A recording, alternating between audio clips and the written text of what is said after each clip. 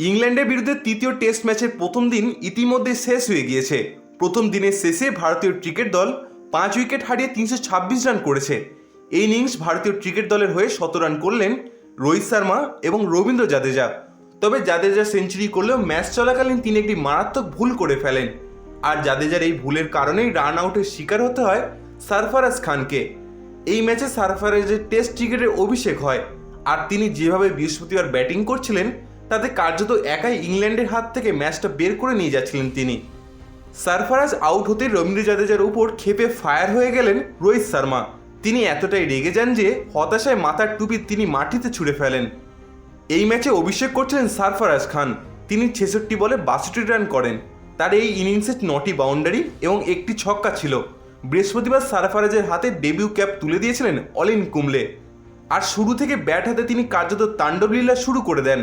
অন্যদিকে এই ম্যাচে জাদেজাকে আবার তুলে এনেছিল ইন্ডিয়া টিম। একটা সময় দিনের প্রথম সেশনেই ভারতীয় ক্রিকেট দল মাত্র 33 রানে 3 উইকেট হারিয়ে ফেলেছিল। তবে রোহিত শর্মার সঙ্গে জুটি বেঁধে 200 রানেরও বেশি রান তোলে ভারতীয় ক্রিকেট দল। এই ম্যাচে রোহিত টেস্ট ক্রিকেটে 11 নম্বর শতরানটি করেন। তিনি 196 বলে 131 রান করেন। তিনি এই ইনিংসে 14টি বাউন্ডারি এবং 3টে ছক্কা হাঁকিয়েছিলেন। এদিন যশস্বী জয়সওয়াল, শুভমান গিল, রজত পাতিদার শুরুতেই প্যাভিলিয়নে ফিরে যান। 2 উইকেট শিকার করেন মার্ক উড। ভারত এবং ইংল্যান্ডের মধ্যে আয়োজিত 5 ম্যাচের এই টেস্ট সিরিজে দুটো দলই আপাতত একটি করে ম্যাচ জয় করেছেন।